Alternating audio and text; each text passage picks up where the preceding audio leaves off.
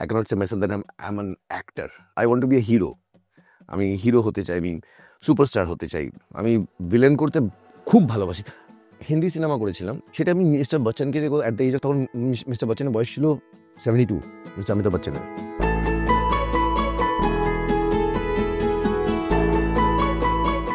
Real life, who is Shagnik? Shagnik is an actor who is still preparing.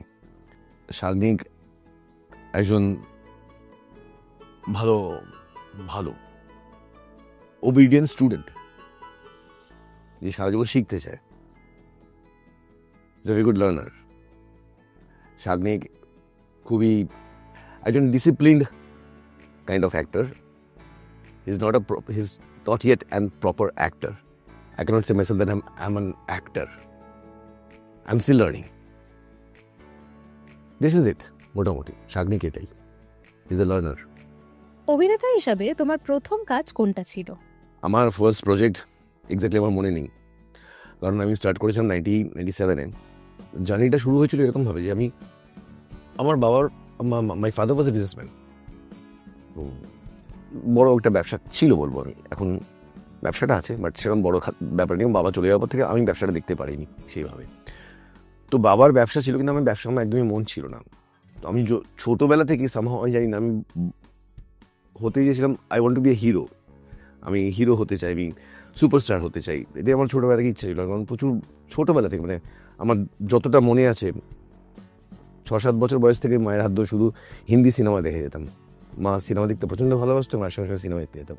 আর সেই সিনেমার পোকাটা আমার মাথায় ঢুকে গেছিলো যে আমাকে এরকম হিরো হতে হবে। তো সেটা ছিল, তার সঙ্গে বড় হয়েছি, পড়াশোনা চলেছে, বাথরুমও চলেছে, খেলাধুলো চলেছে, বাবা হোস্টেলে পাঠিয়েছে। তো সামাও যখন ক্লাস 12 পাস করলাম, তারপরে আমার মনে হলো যে ভালো লাগছে না, পড়বো না। বাবা না, ব্যবসা আছে, তোমাকে MBA করতে হবে, বিজনেস ম্যানেজমেন্ট করতে হবে, করে ব্যবসা দেখতে হবে। আর আমাদের ব্যবসা হবে না, আমি ব্যবসার মেটেরিয়াল নই। কারণ আমি যদি ব্যবসা করি খুব খারাপ ব্যবসা করবো। তো ওটা কী করবো? আমি অ্যাক্টিং হবো। অ্যাক্টিং করে তো কত টাকা রোজগার হবে? বলে আপনি রোজগারের জন্য অ্যাক্টিং করছি না, আমি অ্যাক্টিং করবো, I want to be a hero, I want to be an actor, that's it. তো সেখানে শুরু হলো, আমি বাবা থেকে বেরিয়ে আমি স্টুডিও ঘুরতে লাগলাম। তখন শুনেছিলাম যে ছবি দিতে হয়, তো প্রচুর ছবি দিতাম সব জায়গায়, প্রচুর, মানে প্রডিউসার অফিসে, ডিরেক্টর অফিসে গিয়ে ছবি দিতাম। সুযোগ সেভাবে হতো না, কারণ হতো না, সুযোগ পেতাম সুযোগ কি পেতাম, ওই ভিড় ভাড়ে দাঁড়ানোর সুযোগ। প্রচুর অনেক ছবিতে আছে, প্রচুর, মানে ওই 97-98 ওই সময় যে বাংলা ছবিগুলো বেরোতো, তখন অনেক ছবির পেছনে আমি ভিড়ে দাঁড়িয়ে, ওই দেখো খুঁজে দেখতো, ওই তো আমি দাঁড়িয়ে আছি, ওরকম ওইসব ক্যারেক্টার পেতাম। তো বরাবরই একটু ভালো ফিজিক্স ছিল বলে তখনকার দিনে অ্যাসিস্ট্যান্ট ডিরেক্টর আমাকে বডি বলে ডাকতো, এই বডি সামনে আয়। তো সামনে দাঁড়াতে হতো আর কি, ক্যামেরার সামনে দাঁড়াতে, বডি কোনো কিছু থাকতো না, জাস্ট দাঁড়িয়ে থাকা কিংবা পালিয়ে যাওয়া কিংবা মারপিট করা, এসব থাকতো। বেশ এরকম চলার পর 2000 সালে একটা সিনেমা হচ্ছিল SDF-এর, সাথী। তো সাথীতে যখন শুরু হচ্ছে, তখন সাথীতে একটা ব্যান্ড ছিল, মানে ছবিটার মধ্যে, গল্পের মধ্যে একটা ব্যান্ড ছিল, বাংলা ব্যান্ড। তো ব্যান্ডের মধ্যে আমি একটা মেম্বার হয়ে গেছিলাম, সুযোগ পেয়েছিলাম। হরনাথ চক্রবর্তীর ছবি ছিল, তো সেখানে গিটার বাজানো ছিল, নো ডায়লগ, ওই ওয়ান ডায়লগ ওয়াজ দেয়ার, যেখানে আমি হিরোর সঙ্গে হিরোকে বলছি, hi I am Shagnik, that was it. তারপরে বেশ 1-2 বছর পর শুনলাম চ্যাম্পিয়ন বলে সিনেমা হচ্ছে SDF-এর, সেখানে একটা kick boxer character, main villain. সেখানে গিয়ে আমি অডিশন দিলাম ভেঙ্কটেশের অফিসে গিয়ে, তখন অফিসটা ছিল 5 নম্বর ওয়াটারলু স্ট্রিটে। ওখানে গিয়ে অডিশন দিলাম, অ্যান্ড খুবই বিয়ার্ড একটা অডিশন হয়েছিল। কারণ ওখানে mister Mani, Mahendra Soni, mister Srikanth Mohtab, mister Ravi Kinagi, এরা সবাই ছিলেন, এবং মিস্টার রবি কিনাগিও ছিলেন। তো মিস্টার श्रीकांत मोहता मैं जिज्ञेस को, अच्छा वो जो अक्षय कुमार बैठते हैं ना, वो पैर फैला के, वो तुम कर सकते हो ये, क्योंकि ये किक बॉक्सर का कैरेक्टर है। तो আমি কিছু না দেখে শুনে কিছু হ্যাঁ কি না বলিনি, আমি জাস্ট ফ্রকসিট করে বসে গেছি। তখন श्रीकांत जी बोले होंगे क्या कर रहे हो? আমি नहीं सर दिखा रहे, वरना बाद में सोचोगे बेकार में लम्बा लम्बा हाँक रहा था, कुछ कर नहीं पाता हुआ है। তো করে দেখালাম, এরকম করে 2-3টে স্টান্টস করে দেখিয়েছিলাম। তো রবিজি বলেছিলেন যে इसमें फायर है, इसको ले लेते हैं। तो আমি বলেছিলাম श्रीकांत जी को दाঁড়িয়ে, স্যার প্লিজ मुझे ले लीजिए, ये कैरेक्टर मेरे अलावा कोई कर नहीं पाएगा कलकाता में। बोले हाँ ठीक है देखते हैं। প্রায় মাসখানেক পর আমাকে প্রোডাকশন ম্যানেজার একজন আমাকে বলছে যে শাগনিক, তখন প্রোডাকশন ম্যানেজার আমাকে ফোন করতো, ল্যান্ডলাইনে ফোন করে বলতো যে অমুক জায়গায় চলে আসিস, অমুক জায়গায় চলে আসিস, ভিড়ে দাঁড়াতে হবে, ছোটো ছোটো ক্যারেক্টার সবে। তো আমি ফোন করে বলে যে শোন তুই আগে ডেটগুলো লেখ। ফার্স্ট টাইম কেউ বললাম ডেট লেখ, কিসের ডেট লিখবো, না তোর কয়টা ডেট আছে ডেট লেখ। তখন ডেট লিখলাম, হ্যাঁ বলো। তো 16খানা ডেট লিখলাম, যেগুলো কী করবো আমি, বলি তুই অডিশন দিলি না ওই চ্যাম্পিয়ন বলে সিনেমাটা, কিক বক্সার ক্যারেক্টারটা, হ্যাঁ ওটা তুই করছিস। দেন স্টার্টেড চ্যাম্পিয়ন, সেখানে ক্যারিয়ার শুরু হয়েছে মোটামুটি। তুমি প্রথম কবে বুঝতে পেরেছিলে যে তুমি famous? Still I am not, এখনো প্রচুর বাকি আছে ফেমাস হওয়া, still struggling to be a famous. ভিলেনের চরিত্রে অভিনয় করতে তোমার কেমন লাগে? আমি ভিলেন করতে খুব ভালোবাসি। আমি অ্যাকচুয়ালি শুধু ভিলেন না, আমি অ্যাজ অ্যান একটা, আমি যেহেতু একজন অভিনেতা হওয়ার চেষ্টা করি, অভিনয়টা করার চেষ্টা করি, আমি না সব চরিত্রই করতে খুবই ইচ্ছে, খুবই, আমি বলবো না, বলাটা খুব খারাপ হয়ে যায়, আমি সাবলি, বাট আমি না, give me time I can do it, give me time, give me some time.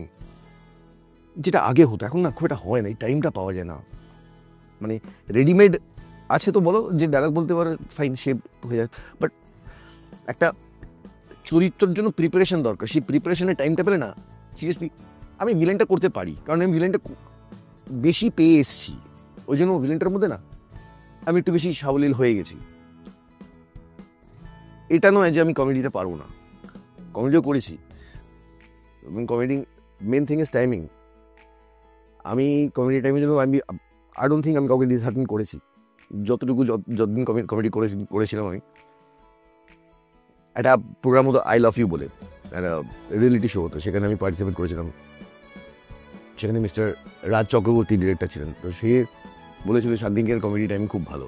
তো তারপরে রাজের বেশ কিছু কমেডি টেলিফিল্মস আমি পাঠ করেছিলাম। আমি শুধু বলবো না যে ভিলেনটাই পারি করতে, ভিলেন করতে ভালো লাগে, সবার উপরে হিরো করতে ভালো লাগে, এখন আর সময় নেই, হবে না, বাট স্টিল ভিলেন করতে I enjoy doing negative characters. তোমার বাকি কাজগুলোর থেকে অনুসন্ধান ঠিক কতটা আলাদা? অনুসন্ধান প্রথম বলবো ওটিটি প্ল্যাটফর্মে আমার হইচইতে এটা মেজর ব্রেক অনুসন্ধান। এর আগে আমি ওটিটি হইচইতে আমি পাঠ করেছি, বাট হইচইতে এত বড়, এত প্রমিনেন্ট, এত এরকম একটা সিগনিফিকেন্ট ক্যারেক্টার আমি খুব একটা পাইনি, বা করিনি বলবো না, পাইনি আমার সাথে। এই প্রথম অদিতি আমাকে, আমাদের ডিরেক্টর অদিতি এই প্রথম চরিত্রটা আমাকে দিল। তো ক্যারেক্টার, আমি জেলারের ক্যারেক্টার আগে করিনি। জেলার মানে আগে জানতাম আংরেজকে জমানকে জেলার, it's not that kind of জেলার। এই খুবই একটা শ্রুড এবং একটা মানে চালাক, ততটাই বোকা এবং ততটাই চাপলুসি করে, একটা অদ্ভুত একটা ক্যারেক্টার এই জেলারের, এই ক্যারেক্টারটা। তো এটা একটু ডিফারেন্ট, অন্য যে কটা আমি ক্যারেক্টার আপাতত করে এসেছি তার থেকে এই নেগেটিভ এই ক্যারেক্টারটা, এই ভিক্টর পাকরাশি ক্যারেক্টারটা একটু ডিফারেন্ট। এটা করতে বেশ মজা লেগেছে, আর আমি thankful to Aditi, thankful to হয়েছে যে আমি এই ক্যারেক্টারটা আমি পেয়েছি।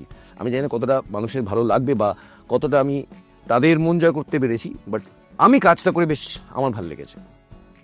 শুভশ্রীর সঙ্গে তোমার কাজ করার এক্সপিরিয়েন্স কেমন ছিল? Mind blowing, shocking, astonishing. মানে আমি শুভশ্রীকে যতটা দেখেছি, যতদিন ধরে পাঠ করছি শুভশ্রীর সঙ্গে,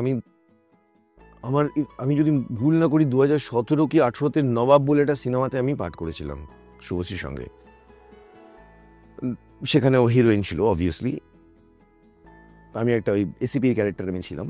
তো ওইখানে আমি শুভশ্রীকে দেখেছি যখন, তারপরে আমি শুভশ্রীকে দেখছি পরিণীতাতে, গৃহপ্রবেশে, ইন্দুওয়ালাতে, তারপরে অনুসন্ধানে। মানে না একটা করে লোকে একটা করে ধাপ এগোয়ে, শুভশ্রী যেন অ্যাক্টিংয়ে যেন লিফটে উঠছে, সিঁড়ি উঠছে না, লিফটে উঠছে, চাট চাট চাট চাট। মানে আমি ওকে দেখে মানে কীভাবে মানে একটা মানে একজন অভিনেতাকে দেখে শেখে, দেখে ইন্সপায়ার্ড হয়। আমি সিরিয়াসলি শুভশ্রীর অ্যাক্টিং দেখে, শুভশ্রীর ডেডিকেশন দেখে, আমি লিটারালি এই বিশেষ করে এই অনুসন্ধানে শুটিং করতে গিয়ে দেখে খুবই ইন্সপায়ার্ড। মানে কিছু কিছু শর্টস ছিল, কিছু কিছু জায়গা ছিল যেখানে ও এতটা ডেডিকেটেডলি করেছে, ছেলে মেয়ে আলাদা করে বলছি না, যে বলবো না যে শুধু ছেলেরাই এতটা স্ট্রাগল করে ফিজিক্যালি, বাট ওকে দেখে শেখার আছে, শুভশ্রীকে দেখে সিরিয়াসলি শেখার আছে। যে আমাদের ধারণা কি থাকে, হিরোইন, ইয়াং হিরোইন কি খুব একটা বেশি নাচ গান থাকবে, কান্নাকাটি থাকবে, লাভি টাভি সিনস থাকবে, রোম্যান্স থাকবে, বিট অফ টিঞ্চ অফ সেক্স থাকবে, দ্যাটস ইট, এটা package. Subhashree has become an actor. She was a heroine, now she is an actor. আমি ওর এই ইভলিউশন নিজের চোখে দেখলাম, and I have become fan of Subhashree. অনুসন্ধানে কাজ করে তুমি নতুন কি শিখলে? আমি না শুধু এই প্রজেক্টটা থেকে শিখেছি বললে ভুল হবে, আমি প্রত্যেক প্রজেক্ট থেকে, প্রত্যেক জায়গা থেকে, রাস্তায় চলতে গিয়ে, হাঁটতে গিয়ে, সব জায়গা থেকে এত অবজার্ভ করি, এবং আমার ওই একটাই ইচ্ছে, শেখার ইচ্ছে, মানে সব কিছু দেখে আমি শিখছি। আমার তো সেরকম প্রপার কোনো স্কুলিং নেই, মানে স্কুলিং মানে অ্যাক্টিং কোনো স্কুলিং নেই, ফিল্ম কোনো, আমি কোনো ফিল্ম স্কুলে যাইনি, I have been to films. তো আমি এই প্রজেক্ট থেকে পার্টিকুলারলি বলতে পারবো না কি শিখেছি। হ্যাঁ, আমি একটা জিনিস শিখেছি ডিরেক্টরের কাছ থেকে, সেটা হচ্ছে ধৈর্য। ইদানিং কি হয়েছে, আগে তো আমরা শ্যুটের অনেকটা সময় পেতাম, অনেকটা জায়গা থাকতো, কোনো লিমিট থাকতো না, যে 1 মাস 2 মাস একটা শ্যুট চলছে, 20-22 দিন চলছে, 3 মাস চলছে শ্যুট, যতদিন না কমপ্লিট হচ্ছে চলছে, ভালোভাবে প্রজেক্ট হচ্ছে। বাট এখন আমাদের হয়ে গেছে একটা টাইম লিমিট চলে এসছে, 12 থেকে 15, খুব বড় জোর 18 দিন। এর মধ্যে এন্টায়ার প্রজেক্টটা, যদি এটা ফিল্ম আর ফিল্ম, সিরিজ আর সিরিজ, ম্যাক্সিমাম এই কটা দিনের মধ্যে শেষ করতে হবে, কিন্তু ফুল লেন্থ পুরোটাই। তাহলে কি হচ্ছে, একটা ডিরেক্টরের ওপর কতটা চাপ থাকে, যে আমাকে প্রত্যেক দিন এই সিনগুলো কমপ্লিট করতে হবে, তাতে যতটাই গ্র্যান্ডার থাক, যতটাই মানে বড় স্কেলে, বড় ক্যানভাসে শ্যুট হোক, যাই হোক, আমাকে আজকের দিনের মধ্যে এই শিডিউলটা কমপ্লিট করতে হবে, নইলে পরের শিডিউল লেফট ওভার হতে হতে হতে হতে যাবে, আর আমি আলটিমেটলি ওই টাইম লিমিটের মধ্যে শেষ করতে পারবো না। তো একটা ডিরেক্টরের মাথায় অতটা প্রেশার থাকে। ওই জন্য অনেক ডিরেক্টর, আমি সব বলছি না, বেশ কিছু ডিরেক্টর আছে একটুতে মাথা গরম করে ফেলে, কোনো অ্যাক্টর কিংবা কোনো টেকনিশিয়ান কিছু ভুল করলে তাদের উপর চেঁচিয়ে ফেলে। আমি বলছি না সবাই, বাট আমি পার্টিকুলারলি অদিতিকে দেখলাম, আমি তার মধ্যে কোনো আওয়াজ পাই না। ভুল করছে, চলো আবার, ভুল হচ্ছে আবার চলো, ঠিক আছে, কি হচ্ছে বলো, প্রবলেম। ওর থেকে ধৈর্যটা শেখা উচিত, একটা মানুষের কতটা ধৈর্য হতে পারে। মানে শিডিউল পিছিয়ে যাচ্ছে, বোঝা যাচ্ছে যে আজকে শিডিউল কমপ্লিট হবে না, তার টেনশন হচ্ছে, সেটা ঠিক মতন দেখলে বোঝা যায় যে হ্যাঁ অদিতি টেনশন হচ্ছে, কিন্তু অদিতি বাদ বাকি আর কাউকে বোঝাতে দিচ্ছে না, যেটা আমরা ভুলটা করে ফেলি। আমার ইরিটেশনটা আমি দেখিয়ে ফেলি, কিন্তু অদিতি তার নিজের ইরিটেশন যেটা হচ্ছে সেটা কিন্তু দেখায় না, যাতে অন্যরা ঘেঁটে না যায়, অন্যদের কাজে যাতে ভুল না হয়, প্রবলেম না হয়। এইটা অদিতির থেকে শেখার আছে।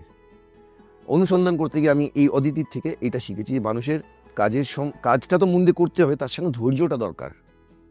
হচ্ছে না বলে ফ্রাস্ট্রেটেড হয়ে যাবে, ইরিটেটেড হয়ে যাবে, সেটা নয়, ধৈর্যটা শেখা। আর এই অনুসন্ধান করতে গিয়ে আমি এটা মেনটেন করতাম, ডেডিকেটেডলি অভিনয়টা করা। বাট আমি বারেবার বলছি, অনুসন্ধান করতে গিয়ে আমি জাস্ট শুভশ্রীকে দেখে এটা শিখেছি, যে তুমি যাই হও না কেন,